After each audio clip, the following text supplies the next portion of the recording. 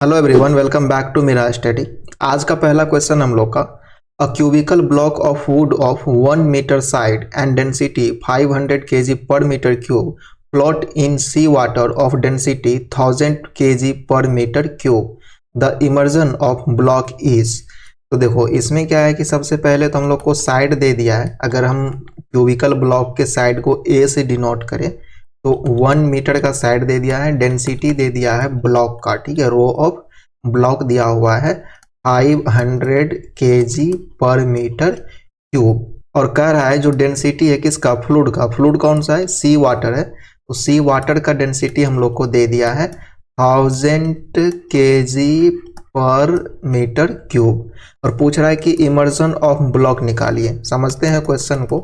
हम लोग मान लेते हैं कि ये जो है ये वाटर का फ्री सरफेस है, और इसमें वो ब्लॉक जो है ना, कुछ भाग इसका इमर्ज है नीचे और कुछ भाग ऊपर ही इसका है। जैसे ये ब्लॉक हो गया मान लीजिए, और इसका ये हो गया चौड़ाई और ये हो गया इसका डेप्थ। तो हम लोग मानते हैं कि इतना भाग जो है ये इसका डूबा हुआ है, एक्स मान लेते हैं इसको। ऊपर का एरिया को तो ए ही मान लेंगे, और इसका जो साइड दिया हुआ है सब 1 मीटर दिया हुआ है, 1 मीटर लंबाई 1 मीटर चौड़ाई, क्यूबिकल है ना, 1 मीटर डेप्थ भी हो जाएगा। तो एरिया इसका कितना आ जाएगा, एरिया इक्वल टू तो आ जाएगा 1 इंटू 1, तो ये हो गया 1 मीटर स्क्वायर। तो क्रॉस सेक्शन यानी कि कहेगी एक सरफेस का एरिया 1 मीटर स्क्वायर आ गया। अब अगर वॉल्यूम निकालना होगा तो इसी एरिया को इसके डेप्थ से मल्टीप्लाई कर देंगे तो इसका वॉल्यूम निकल जाएगा।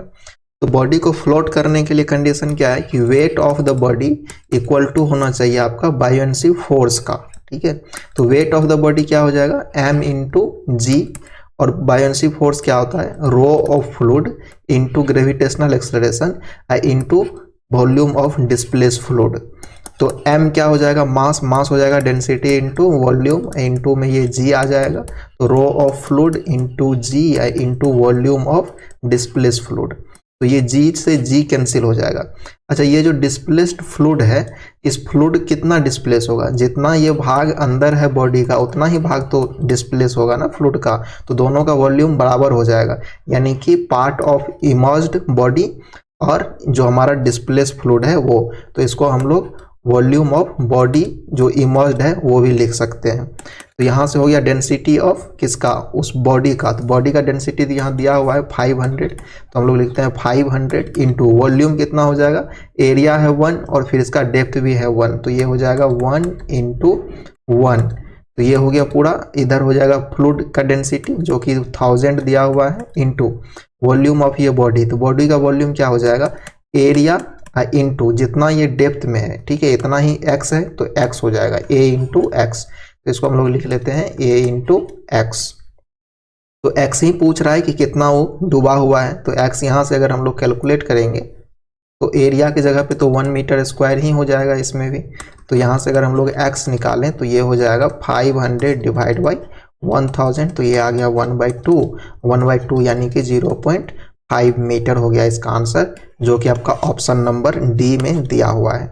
नेक्स्ट क्वेश्चन है, the volume of wooden block of specific gravity of 0.5 is 1.0 meter cube. तो स्पेसिफिक ग्रेविटी हम लोग को दिया हुआ है 0.5 और हम लोग को वॉल्यूम दे दिया है 0.1 मीटर क्यूब। तो पूछ रहा है कि the volume of the block emerged in water. तो कह रहा है कि जो वाटर में वॉल्यूम डूबा हुआ है वो कितना होगा। सेम टाइप का सवाल है, बस थोड़ा सा डिफरेंस है सवाल में। जैसे मान लीजिए कि ये कोई ब्लॉक है जो कि इस तरह से वाटर में इमर्ज्ड है, ठीक है, कुछ पार्ट इसका इमर्ज्ड है, कुछ पार्ट ऊपर है वाटर के सरफेस से, ये हम लोग का फ्री सरफेस हो गया। तो ये हम लोग एरिया मान लेते हैं, ठीक है, और वैसे वॉल्यूम तो ब्लॉक का पूरा दे ही दिया है, तो इसको मान लेते हैं हम लोग एरिया, ठीक है, और मान लेते हैं इसमें भी कि एक्स पार्ट ये डूबा हुआ है। तो पूछ रहा है कि ब्लॉक जो इमर्ज्ड है, volume of block emerged in water, तो पूरा वॉल्यूम पूछ रहा है, उसमें केवल हम लोग जो x का वैल्यू था वो निकाल दिए थे, बस हो गया था, लेकिन इसमें ऐसा नहीं है। तो सेम फॉर्मूला हम लोग यूज करेंगे कि वेट ऑफ द बॉडी जो होना चाहिए वो बायोन्सी फोर्स के बराबर होना चाहिए फ्लोटिंग के कंडीशन में। वेट ऑफ बॉडी क्या हो जाएगा, रो इंटू वॉल्यूम, ये तो हो गया इसका मास, और इसको g से मल्टीप्लाई कर देंगे तो weight, buoyancy force rho of fluid into g और into volume of displaced fluid. तो रो ऑफ जो बॉडी है वो हम लोग यहाँ से निकाल लेंगे। स्पेसिफिक ग्रेविटी दिया हुआ है 0.5, तो इसका जो रो हो जाएगा वो हो जाएगा 0.5 इंटू 1000। तो एक पॉइंट को तो एक जीरो ये खा जाएगा, तो हो जाएगा 500 kg पर मीटर क्यूब। तो इस रो की जगह पे हम लोग 500 रख लेंगे। और वॉल्यूम तो दिया ही हुआ है बॉडी का, वो दिया हुआ है 0.1, और ये जी से जी हो जाएगा कैंसिल। इसके बाद रो ऑफ फ्लूड, रो कौन सा है हम लोग का, फ्लूड दिया हुआ, फ्लूड वाटर दिया हुआ है, तो इसके लिए रो हम लोग 1000 लेंगे। इनटू पूछ रहा है कि वॉल्यूम कितना डूबा हुआ है ब्लॉक का, तो देखिए जितना वॉल्यूम ये ब्लॉक का डूबा हुआ है उतना ही तो वाटर डिस्प्लेस होगा ना। तो डिस्प्लेस फ्लूड का वॉल्यूम और जो बॉडी का वॉल्यूम डूबा हुआ है पानी में दोनों बराबर होगा। तो वॉल्यूम ऑफ बॉडी इमर्ज्ड जो हो जाएगा, इसके जगह पे हम लोग रख सकते हैं वॉल्यूम ऑफ बॉडी इमर्ज्ड। यहाँ से जब हम लोग वॉल्यूम ऑफ बॉडी इमर्ज्ड निकालेंगे तो ये हो जाएगा 500 इंटू 0.1 डिवाइड बाई 1000। तो ये यहाँ से कट जाएगा, तो ये हो जाएगा 2। तो ये हो गया 1/2 इंटू 0.1। यहाँ से 1/2 को हम लोग 0.5 लिखेंगे, इंटू में 0.1 आ जाएगा, तो आंसर आ जाएगा 0.05 इतना मीटर क्यूब। तो ऑप्शन नंबर बी हो जाएगा हम लोग का सही आंसर। नेक्स्ट क्वेश्चन है the metacentric height of ceiling ship. कह रहे सीलिंग शिप के लिए मेटासेंट्रिक हाइट कितना होता है। तो देखिए सीलिंग वाला जो शिप होता है उसमें लंबे समय तक आदमी बैठता है, तो उसमें कंफर्टेबल भी जरूरी है, और चूंकि आपको सीलिंग करना है, समुद्र में ज़्यादा दूर तक जाना है, तो स्टेबिलिटी भी जरूरी है, तो उसको मॉडरेट रखा जाता है। ऑप्शन नंबर ए होगा इसका correct answer. 0.45 meter to 1.25 meter रखा जाता है सीलिंग शिप का। यहाँ पर कुछ डेटा हम लेके आए हैं साथ में, अलग अलग शिप का जो है मेटासेंट्रिक हाइट कितना होना चाहिए। तो इसमें सबसे ज़्यादा जो मेटासेंट्रिक हाइट होता है वो हम लोग को देखा जाता है वॉर शिप में। तो वॉर शिप में 1 से लेकर के 1.5 मीटर तक का होता है। जैसे बैटल शिप है या कि वॉर शिप है, इस सब में क्या है कि आपको कस्टमर नहीं जाना है ना, उसमें आम पब्लिक तो नहीं जाएगा, केवल एक्सपर्ट आदमी जाता है उस शिप में। तो वहाँ पे क्या है कि शिप का स्टेबल होना जरूरी है, कंफर्ट होना जरूरी नहीं है, तो इसीलिए मेटासेंट्रिक हाइट ज़्यादा रखा जाता है, स्टेबिलिटी ज़्यादा देने के लिए। तो यहाँ पे डिफरेंट शिप का मेटासेंट्रिक हाइट दिया हुआ है, आप इसको याद रख सकते हैं। नेक्स्ट क्वेश्चन है a piece of metal of specific gravity 13.6 is placed in mercury of specific gravity 13.6। कोई एक बॉडी है और उसका स्पेसिफिक ग्रेविटी दे दिया है 13.6 बॉडी का, और स्पेसिफिक ग्रेविटी ऑफ Hg भी दिया हुआ है 13.6, यानी कि दोनों का स्पेसिफिक ग्रेविटी बराबर है, तो दोनों का डेंसिटी भी बराबर हो जाएगा। डेंसिटी हो जाएगा 13,600 kg पर मीटर क्यूब, और इसका भी डेंसिटी हो जाएगा 13,600 kg पर मीटर क्यूब। पूछ रहा है कि what fraction of its volume is under mercury. कह रहा है कि कितना फ्रैक्शन ऑफ वॉल्यूम जो है वो मर्क्यूरी के अंदर रहेगा उस बॉडी का, अगर उसको हम मर्क्यूरी में डाल दें तब। तो देखिए यहाँ पर भी हम लोग क्या करेंगे, सेम कंसेप्ट अप्लाई करेंगे। बायोन्सी फोर्स को हम लोग वेट के इक्वल करेंगे, अगर इक्वल हो गया तो बॉडी फ्लोट करेगा, और अगर ज़्यादा हो गया तो बॉडी फिर सरफेस से ऊपर फ्लोट करेगा, कुछ भाग उसका डूबा हुआ रहेगा। बराबर हो गया तो पूरा डूबा हुआ रहेगा, लेकिन उस फ्लूइड के सरफेस के अलोंग ही वो फ्लोट करेगा, और अगर ज़्यादा हो गया वेट तो फिर वो सिंक कर जाएगा। तो यहाँ पे बायोन्सी फोर्स इक्वल टू हम लोग लिखेंगे rho of fluid into g और volume of displace fluid equal to हो जाएगा rho of body into volume of body into g. ये हो गया उसका वेट। रो इंटू वॉल्यूम ये तो मास हो जाएगा, और मास इंटू ग्रेविटेशनल एक्सेलरेशन ये वेट हो जाएगा।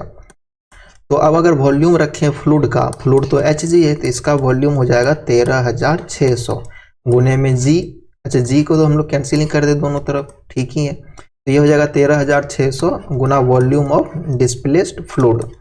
इसके बाद इधर रो ऑफ बॉडी ये भी हो जाएगा 13,600 इंटू वॉल्यूम ऑफ बॉडी। 13,600 13,600 गए, कैंसिल हो गए। तो इसके बाद वॉल्यूम ऑफ डिस्प्लेस फ्लूइड जो होगा वो वॉल्यूम ऑफ बॉडी के बराबर आ जाएगा। तो चूंकि दोनों का वॉल्यूम बराबर आ रहा है, इसीलिए होगा क्या, जैसे मान लीजिए कि ये फ्री सरफेस है Hg का और नीचे पूरा Hg भरा हुआ है, और वो जो मटेरियल है जो ब्लॉक है उसका भी वॉल्यूम क्या आया, सेम ही आया, डेंसिटी सेम ही है। तो होगा क्या कि वो इमर्ज होगा, ठीक है, इस तरह से मर्क्यूरी में, लेकिन इसका ऊपर वाला सरफेस मर्क्यूरी के फ्री सरफेस से ही अलाइन रहेगा, और ऐसे ही ये फ्लोट करते रहेगा ऊपर में।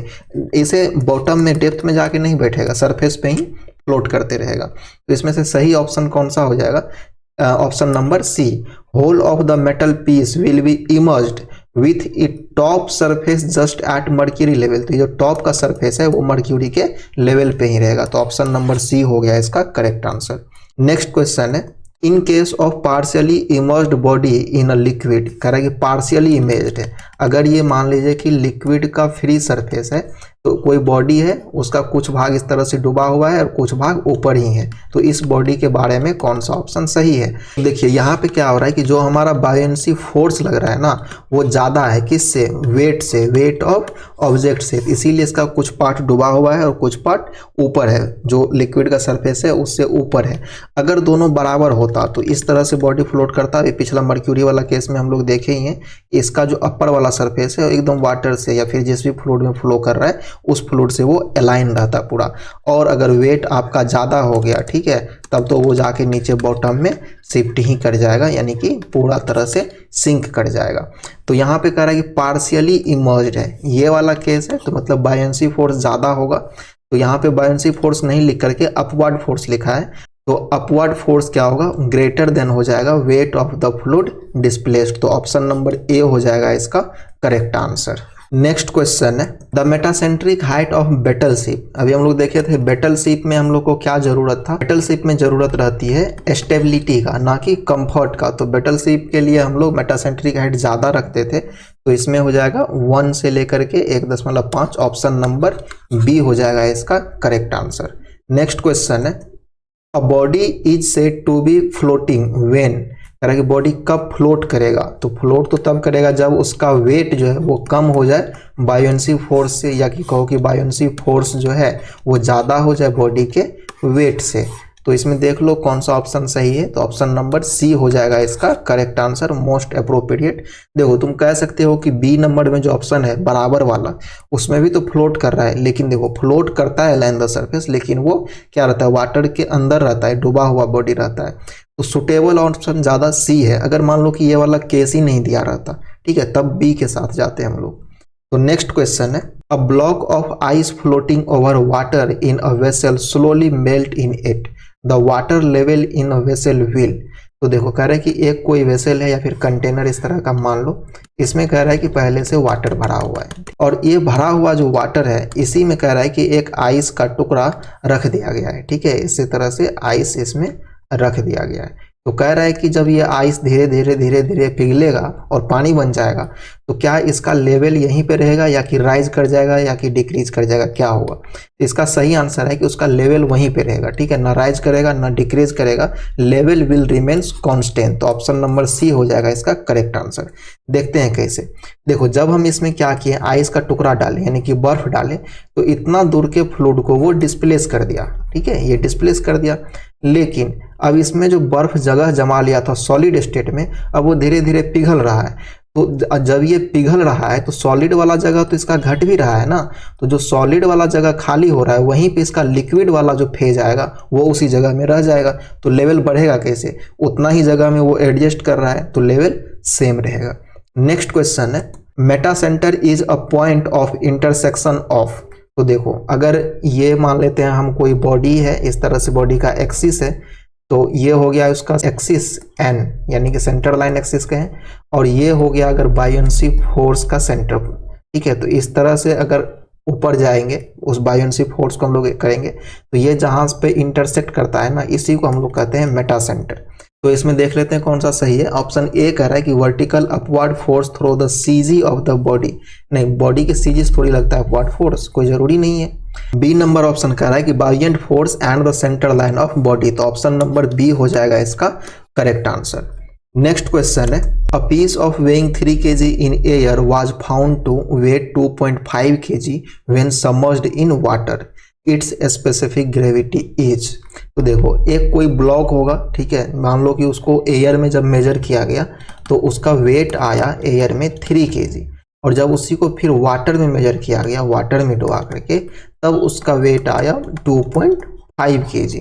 तो कह रहा है कि उसका स्पेसिफिक ग्रेविटी बताइए क्या होगा। स्पेसिफिक ग्रेविटी के लिए इस टाइप का क्वेश्चन को सॉल्व करने के लिए फॉर्मूला याद रखिएगा, S equal to weight of body in air, ठीक है, उसके बाद क्या हो जाएगा, वेट लॉस इन वाटर, तो वाटर में कितना लॉस किया वो, तो एयर में इसका वेट कितना था 3 kg, और लॉस कितना किया वाटर में, तो एयर में था 3 और वाटर में आया 2.5, तो लॉस कितना का हो गया 0.5 का, तो 3/0.5।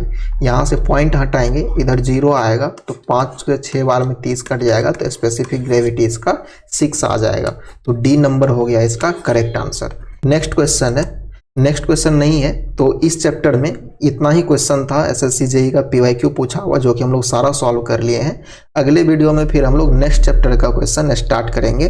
तब तक इस वीडियो को आप अपने दोस्तों के साथ शेयर कीजिए, और अगर आपको किसी भी तरह का डाउट है तो आप हमको कमेंट सेक्शन में लिख के बता सकते हैं।